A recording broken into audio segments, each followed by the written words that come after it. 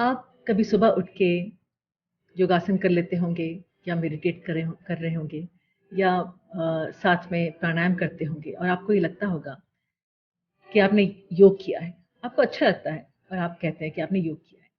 परंतु क्या ये एक्चुअली में योगा है? क्या इसको योग कहते हैं? नहीं, ये योग नहीं होता। आपको हैरानी होगी ये जान के कि सिर्फ प्राणायाम या कुछ आसन कर लेने भर से योग नहीं होता। हाय, मेरा नाम डॉक्टर सुप्रीत चोपड़ा है। मैं एक हृदय शल्य क्रिया विशेषज्ञ हूँ और अपने मरीजों को होलिस्टिक अप्रोच द्वारा यानी कि न्यूट्रिशन, एक्सरसाइज और दवा के कॉम्बिनेशन से ट्रीट करने में विश्वास करती हूँ। मैं ये मानती हूँ कि हमारे शरीर और हमारे मन में खुद को हील करने की क्षमता होती है, जिसे हमें बीमारी की अवस्था में भी इस्तेमाल करना चाहिए। यह अलग बात है कि कई बार हमारे शरीर को और हमारे मन को दवा की आवश्यकता पड़ती है। अपने शरीर और मन की खुद को हील करने की क्षमता को बढ़ाने के लिए भी योग सहायक होता है। आज 21 जून है, यानी कि अंतर्राष्ट्रीय योग दिवस। तो आज मैंने सोचा कि आप सबको मैं योग के बारे में बताऊंगी। अब ये जो वीडियो है, ये आम वीडियो की तरह नहीं है जहाँ पे मैं आपको योगासन करके बता रही हूँ। इसमें मैं एक्चुअल में योग है क्या वो बताऊंगी। योग यानी कि युग, ये आत्मा, शरीर और मन के मिलन को योग या युग कहते हैं, या आत्मा से परमात्मा के मिलन को भी योग या युग कहते हैं। सिर्फ आसन कर लेने भर से योगा नहीं होता। योगा एक जीवन शैली है, एक फलसफा है, जो कि कई हजारों वर्ष पूर्व ऋषि पतंजलि द्वारा इंट्रोड्यूस किया गया था, 200 या 250 ईसा पूर्व। उन्होंने, ऋषि पतंजलि ने एक जीवन शैली इंट्रोड्यूस की थी जिसके 8 अंग होते हैं। पहला अंग होता है यम, जिसमें 5 सामाजिक नैतिकताएं होती हैं। पहली नैतिकता होती है अहिंसा, जिसमें शब्दों से, विचारों से और कर्मों से किसी को अकारण हानि नहीं पहुंचाना, इसको मान्यता दी जाती है। दूसरा सत्य, विचारों में सत्यता, परम सत्य में स्थित रहना। जैसा विचार मन में हो वैसा ही बातों में होना चाहिए, वाणी में होना चाहिए। तीसरा है अस्तेय। अस्तेय मतलब चोर प्रवृत्ति का ना होना। चौथा है ब्रह्मचर्य। ब्रह्मचर्य चेतना को ब्रह्म के ज्ञान में स्थिर करना। सभी इंद्रिय जनित सुखों में संयम बरतना, उसको कहते हैं। पांचवा है अपरिग्रह, अधिक संचय नहीं करना और दूसरों की वस्तुओं की इच्छा नहीं करना। ये 5 नैतिकताएं होती हैं।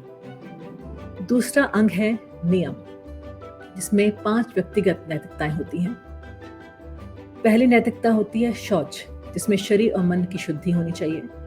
दूसरा है संतोष, जिसमें संतुष्ट और प्रसन्न रहना आवश्यक होता है। तीसरा है तप, स्वयं से अनुशासित रहना जरूरी है। चौथा है स्वाध्याय, आत्मचिंतन करना जरूरी है। ईश्वर प्रणिधान, ये 5वां है। इसमें ईश्वर के प्रति पूर्ण समर्पण, पूर्ण श्रद्धा होनी चाहिए। अब है तीसरा अंग, जिसको हम कहते हैं आसन। ये है योगासन, जिसमें कि हम लोग योगासनों द्वारा शारीरिक नियंत्रण पाते हैं। आसन शरीर को साधने के लिए जरूरी होता है।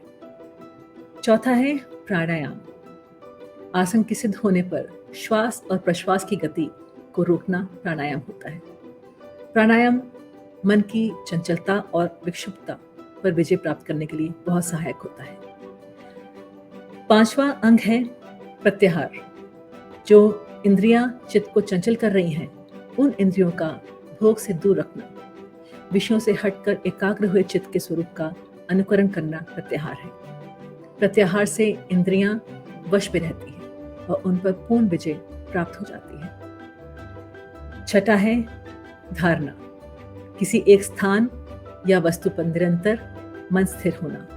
7वां है ध्यान, मन को एकाग्रचित करके ध्येय विषय पर लगाना जरूरी होता है, इसको ध्यान कहते हैं। 8वां है समाधि। चित्त जब पूरी तरह से ध्येय वस्तु में लीन हो जाता है, तब योग दर्शन समाधि मिलती है। योग दर्शन समाधि के द्वारा ही मोक्ष प्राप्ति होती है। तो अब आप ये सोचेंगे कि योग द्वारा हम अपने शरीर और मन को और आत्मा को कैसे बदल सकते हैं, ऐसा होते कैसे है? आपको ये जानना जरूरी है कि हमारे शरीर में जितनी बीमारियां हैं, मन की जो बीमारियां हैं, उसकी उपज मन की ही होती है। तो सबसे पहले हम अपने मन को कंट्रोल करेंगे, मन को साधेंगे, फिर शरीर को साधेंगे। अगर आप योग के सारी नैतिकताओं का पालन करते हैं तो आपकी मन की और शरीर की शक्ति बढ़ती है। आप कंटेंट रहते हैं, संतुष्ट रहते हैं, शांत रहते हैं और सिर्फ उन्हीं चीज़ों में अपना ध्यान लगाते हैं जो कि ज़रूरी हो आपके जीवन के लिए, आपकी लाइफ के लिए। आपके शरीर को स्ट्रांग बनाता है, आपको इन्फेक्शन से जूझने के लिए तैयार करता है शरीर को और मन को। आपका स्टैमिना बढ़ता है, आपका शरीर अच्छा और सुडौल नजर आता है, सुंदर नजर आता है और आपके चेहरे पे वो एक ग्लो नजर आता है। आपका शरीर तो बेहतर होता है, उसके साथ साथ आपका हार्ट भी स्ट्रांग बनता है। योग और प्राणायाम और योगासन ये हार्ट के मरीजों के लिए भी कारगर होते हैं। अगर आप योगिक जीवन शैली अपनाते हैं तो आप में हार्ट अटैक की संभावना बहुत हद तक कम हो जाती है। आपका वजन घटता है, कोलेस्ट्रॉल इम्प्रूव हो जाता है, उसका स्तर गिर जाता है, ब्लड प्रेशर और ब्लड शुगर वो भी कंट्रोल हो जाता है और दवाइयाँ कम हो जाती हैं।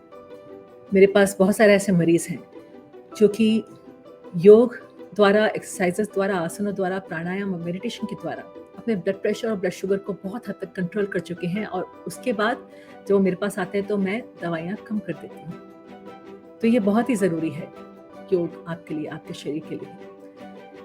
आपकी इमोशंस को भी स्टेबिलिटी मिलती है, स्थिर हो जाते हैं आपके इमोशंस।